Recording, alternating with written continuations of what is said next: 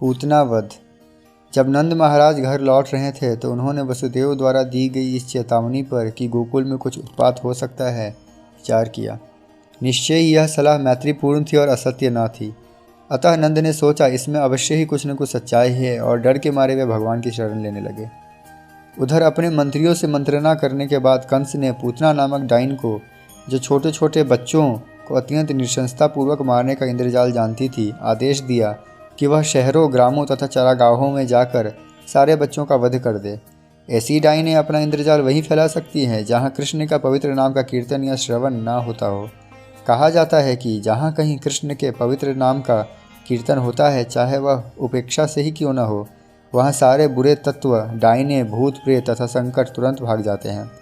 और जहाँ कृष्ण का पवित्र नाम का कीर्तन गंभीरतापूर्वक होता है, वहाँ की बात ही क्या है। अतः नंद महाराज के सारे संदेह निश्चित रूप से कृष्ण प्रेम पर ही आधारित हैं। वास्तव में पूतना में शक्ति होते हुए भी उसकी गतिविधियों से कोई भय नहीं था। ऐसी डाइनें खेचरी कहलाती है, जिसका अर्थ है वे जो आकाश में उड़ सकती हैं। इस तरह का इंद्रजाल आज भी कुछ स्त्रियों द्वारा भारत के दूरस्थ उत्तर पश्चिमी भाग में किया जाता है। वे उखड़े हुए वृक्ष की शाखाओं पर बैठकर एक स्थान से दूसरे स्थान तक आ जा सकती हैं। पूतना को यह इंद्रजाल ज्ञात था, इसलिए भागवत में उसे खेचरी कहा गया है। पूतना किसी प्रकार की अनुमति के बिना ही गोकुल में नंद के आवास महल में घुस गई। सुंदर वस्त्रों से आभूषित होकर वह परम सुंदरी के रूप में माता यशोदा के घर में गई। अपने उठे हुए नितंबों, उन्नत उरोजों, कान की बालियों तथा केश में लगे फूलों से वह अति सुंदर लग रही थी। अपनी क्षीण कटी से वह और भी सुंदर लग रही थी। उसकी आकर्षक चितवन तथा मंद मुस्कान से वृंदावन के सारे वासी मोहित हो गए। भोली भाली गोपियों ने सोचा कि वह हाथ में कमल पुष्प धारण किए वृंदावन में आई साक्षात लक्ष्मी देवी है। उन्हें लग रहा था कि वह अपने पति कृष्ण को देखने के लिए स्वयं आई हैं। उसकी अपूर्व सुंदरता तक के कारण उसे किसी ने रोका नहीं, अतः वह बिना रोक टोक के नंद महाराज के घर में प्रविष्ट हो गई। अनेकानेक बालकों का वध करने वाली पूतना ने कृष्ण को पालने में लेटा हुआ देखा। वह तुरंत समझ गई कि इस नन्हे बालक में अद्वितीय शक्ति है, जो राख से ढकी अग्नि की भांति छिपी हुई है। उसने सोचा, यह बालक तो इतना शक्तिशाली है कि क्षण भर में सारे ब्रह्मांड को नष्ट कर सकता है। पूतना की समझ अत्यंत महत्वपूर्ण है। भगवान श्री कृष्ण प्रत्येक प्राणी के हृदय में स्थित है। भगवद गीता में कहा गया है कि वे मनुष्य को आवश्यक बुद्धि प्रदान करने वाले तथा विस्मृति उत्पन्न करने वाले हैं। पूतना को तुरंत पता चल गया कि जिस बालक को वह नंद के घर में देख रही है, वह साक्षात श्री भगवान है। वे वहाँ नन्हे बालक के रूप में लेटे थे, किंतु इसका अर्थ यह नहीं था कि वे कम शक्तिशाली थे। कृष्ण बालक के रूप में उतना ही पूर्ण है जितना एक विकसित युवक। कृष्ण ने बाल स्वभाव दिखाया और अपनी आंखें बंद कर ली, मानो वे पूतना को ना देखना चाह रहे हों। भक्तगण उनके नेत्रों के बंद होने की तरह तरह से व्याख्या करते हैं। कुछ का कहना है कि कृष्ण ने इसलिए अपनी आंखें बंद कर ली क्योंकि वे उस पूतना का मुंह नहीं देखना चाहते थे जिसने अनेकों बालकों का वध किया हो।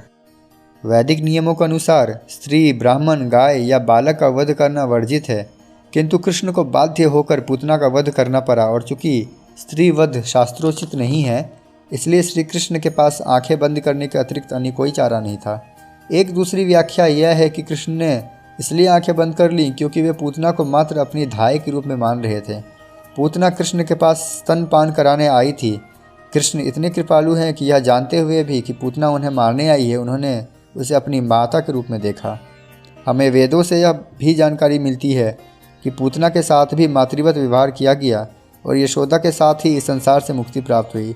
जब बालक ने आंखें बंद कर ली तो पूतना ने उन्हें अपनी गोद में उठा लिया। उसे यह ज्ञात नहीं था कि वह साक्षात मृत्यु को पकड़े हुए हैं। जब पूतना बालक कृष्ण को गोद में ले रही थी तो यशोदा तथा रोहिणी दोनों ही वहाँ उपस्थित थी, किंतु उन्होंने उसे मना नहीं किया क्योंकि वह सुंदर वस्त्रों से आभूषित थी और कृष्ण के प्रति मातृ प्रेम प्रदर्शित कर रही थी। वे यह न समझ पाईं कि वह एक अलंकृत म्यान के भीतर छिपी तलवार की भांति है। पूतना ने अपने स्तनों में घातक विष लगा रखा था और गोद लेते ही उसने अपने स्तन कृष्ण के मुख में लगा दिए। उसे आशा थी कि जो ही वह उसके स्तनों का पान करेगा त्यों ही मर जाएगा, किंतु कृष्ण ने क्रुद्ध होकर तुरंत मुंह में स्तन लगा लिया। उन्होंने विषयुक्त दूध के साथ उस असुरनी के प्राण भी चूस लिए। दूसरे शब्दों में दूध पीने के साथ ही उन्होंने पूतना के प्राण हर लिए। कृष्ण इतने दयालु हैं कि जब पूतना अपना दुग्धपान कराने आई तो उन्होंने उसकी मनोकामना पूरी की और उसके इस कार्य को माता का आचरण माना, किंतु वह और अधिक दुष्ट कार्य न कर सके, इसलिए उन्होंने तुरंत ही उसे मार डाला। चूँकि यह असुरनी कृष्ण द्वारा मारी गई, अतः उसे मोक्ष प्राप्त हुआ। जब कृष्ण ने उसकी छाती को अत्यंत बलपूर्वक दबाया और उसके प्राण हर लिए, तो वह भूमि पर गिर पड़ी और अपने हाथ पैर फैलाकर चिल्लाने लगी, मुझे छोड़ दो, मुझे छोड़ दो। वह जोर से चिल्ला रही थी और उसका सारा शरीर पसीने से तर था। जब रोदन करती पूतना मर गई तो चारों ओर पृथ्वी तथा आकाश में, उच्च तथा निम्न लोकों में तथा सभी दिशाओं में भयानक कंपन हुआ और लोगों ने सोचा कि कोई वज्रपात हुआ है। इस प्रकार पूतना के इंद्रजाल का दुःस्वप्न दूर हुआ और उसने एक विराट असुरनी जैसा अपना वास्तविक स्वरूप धारण कर लिया। उसने अपना भयानक मुंह खोल दिया और अपने हाथ पैर फैला दिए। वह उसी प्रकार गिर पड़ी जिस प्रकार इंद्र के वज्र प्रहार से वृतासुर गिर पड़ा था। उसके सिर के लंबे लंबे केश उसके पूरे शरीर पर बिखर गए। उसका गिरा हुआ शरीर 12 मील तक फैला था, जिसने गिरने के बाद सभी वृक्षों को बर्बाद कर दिया। जब किसी ने उसके विशाल शरीर को देखा, आश्चर्यचकित हो गया। उसके दांत खुदी हुई सड़कें लग रही थीं और उसके नथुने पर्वत कंदराओं के समान प्रतीत हो रहे थे। पूतना के इस वास्तविक भयावह रूप को देखकर सारे ग्वाल बाले भयभीत हो गए। जब गोपियों ने नन्हे कृष्ण को पूतना की गोदी में निर्भय खेलता हुआ पाया, तो वे तुरंत आ गईं और उन्हें उठा लिया। माता यशोदा, रोहिणी तथा अन्य वृद्ध गोपियों ने तुरंत ही चंवर लेकर उनके शरीर की परिक्रमा करते हुए शुभ अनुष्ठान संपन्न किया। बालक को गोमूत्र से पूरी तरह नहलाया गया तथा पूरे शरीर में गोखुर से उठी धूल लगाई गई। उसका उद्देश्य नन्हे कृष्ण को भविष्य की अशुभ घटनाओं से बचाना था। इस घटना से पता चलता है कि परिवार, समाज तथा प्राणी मात्र के लिए गाय कितनी महान है। कृष्ण के दिव्य शरीर के लिए किसी संरक्षण की आवश्यकता नहीं थी, किंतु हमें गाय की महत्ता का उपदेश देने के लिए भगवान के ऊपर गोबर का लेप किया गया, गोमूत्र से उन्हें नहलाया गया और गौओं के चलने से उठी धूल उन पर छिड़की गई। इस शुद्धिकरण संस्कार के बाद यशोदा, रोहिणी समेत गोपियों ने विष्णु के नामों का उच्चारण किया, जिसके वजह से कृष्ण के शरीर को समस्त कुप्रभावों से पूरी तरह सुरक्षा प्राप्त हो सके। वृंदावन की वयस्क गोपिकाएं कृष्ण के प्रेम में इतनी लीन थीं कि वे कृष्ण को हर तरह से बचाना चाहती थीं। यद्यपि उन्हें इसकी आवश्यकता न थी, क्योंकि उन्होंने अपने को पहले से सुरक्षित कर रखा था।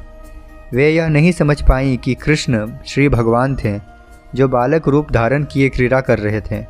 बच्चों की रक्षा संबंधी अनेक औपचारिकताओं के बाद माता यशोदा ने कृष्ण को अपनी गोद में लेकर अपना दूध पिलाया।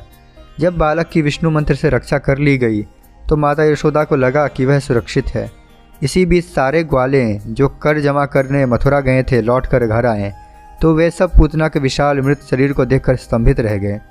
नंद महाराज को वसुदेव के भविष्यवाणी स्मरण हो आई और वे उन्हें एक ऋषि तथा योगी मानने लगे। अन्यथा वे यह कैसे बता सकते थे कि वृंदावन से मेरी अनुपस्थिति की अवधि में कोई घटना होने वाली है। इसके बाद व्रज के समस्त वासियों ने पूतना के विशाल शरीर के खंड खंड कर डाले और उसे जलाने के उद्देश्य से लकड़ी की चिता बना दी। जब पूतना के शरीर के अंग जल रहे थे तो अग्नि से उठे धुएं से अगरू की सुगंधी छा रही थी। यह सुगंधी कृष्ण द्वारा वध किए जाने के कारण थी। इसका अर्थ यह हुआ कि असुरनी पूतना के सारे पाप धुल गए थे और उसे स्वर्ग का शरीर प्राप्त हो गया था। यहाँ ऐसा उदाहरण प्राप्त होता है कि भगवान कितने सर्वकल्याणकारी हैं। पूतना कृष्ण को मारने आई थी, किंतु चूंकि उन्होंने उसका दुग्धपान किया था, अतः वे तुरंत पवित्र हो गई और उसके मृत शरीर को दिव्य गुण प्राप्त हुआ। उसका एकमात्र कार्य छोटे छोटे बालकों को मारना था। उसे केवल रक्त प्रिय था, किंतु कृष्ण के प्रति द्वेष रखते हुए भी उसे मोक्ष प्राप्त हुआ, क्योंकि उसने कृष्ण को अपना दूध पिलाया था।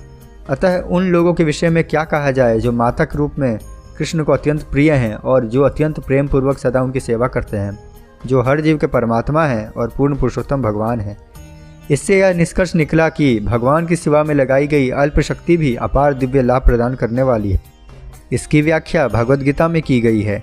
स्वल्पम प्यस्य धर्मस्य त्रायते महतो भयात्। कृष्ण चेतना में की गई भक्ति इतनी दिव्य है कि जाने अनजाने कृष्ण की थोड़ी सी भी सेवा से बड़ा लाभ प्राप्त होता है। किसी वृक्ष के पुष्प अर्पित करके कृष्ण की पूजा करना भी उस जीवात्मा के लिए लाभप्रद है जो वृक्ष के अस्तित्व तक सीमित है। जब कृष्ण को फूल और फल अर्पित किए जाते हैं तो अप्रत्यक्ष रूप से उस वृक्ष को भी लाभ पहुंचता है जिसमें वे फूल फल लगे थे। अतः अर्चना विधि हर एक के लिए लाभप्रद है। कृष्ण, ब्रह्मा तथा शिव जैसे महान देवों द्वारा पूज्य हैं और पूतना इतनी भाग्यशालिनी थी कि वह कृष्ण बालक रूप में उसकी गोदी में खेल रहे थे। श्री कृष्ण के वे ही चरण कमल जो ऋषियों तथा भक्तों द्वारा आराध्य हैं पूतना के शरीर पर पड़े। लोग कृष्ण की पूजा करके भोजन की भेंट चढ़ाते हैं, किंतु उन्होंने तो पूतना के शरीर से स्वतः दुग्धपान किया। इसीलिए भक्तगण प्रार्थना करते हैं कि यदि पूतना जैसी शत्रुनी केवल दूध पिलाकर इतना लाभ प्राप्त कर सकती है, तो फिर प्रेम तथा स्नेह से कृष्ण की पूजा से प्राप्त होने वाले लाभ का अनुमान भला कौन लगा सकता है। यदि पूजा करने वाले को इतना लाभ हो सकता है, तो फिर मनुष्यों को चाहिए कि वे केवल कृष्ण की पूजा करें। यद्यपि पूतना दुष्टात्मा थी, किंतु उसे भगवान की माता का समान उच्च पद प्राप्त हुआ। अतः यह स्पष्ट है कि गौवें तथा वयस्क गोपियाँ भी जो कृष्ण को दूध देती थी दिव्य पद को प्राप्त हुई। कृष्ण किसी को भी कुछ भी मुक्ति से लेकर कोई भी कल्पनीय भौतिक वस्तु दे सकते हैं। अतः वे जिस पूतना के शरीर का दुग्धपान करते रहें उसके मोक्ष के संबंध में कोई संदेह नहीं हो सकता है। और उन गोपियों के मोक्ष के संबंध में क्या संदेह हो सकता है जिन्हें कृष्ण इतने प्रिय थे। जब समस्त वृंदावनवासियों की नाकों में पूतना के जलने से उत्पन्न धुएं की सुगंध गई, तो वे एक दूसरे से पूछने लगे, यह सुगंध कहाँ से आ रही है। और बातचीत के दौरान उन्हें यह ज्ञात हुआ कि यह सुगंध पूतना के जलने से उठे हुए धुएं की है। कृष्ण उन्हें प्राणों से प्रिय थे, और जैसे ही उन्होंने सुना कि कृष्ण द्वारा पूतना का वध हुआ है, तो सबों ने प्रेमवश उस बालक को आशीष दिया।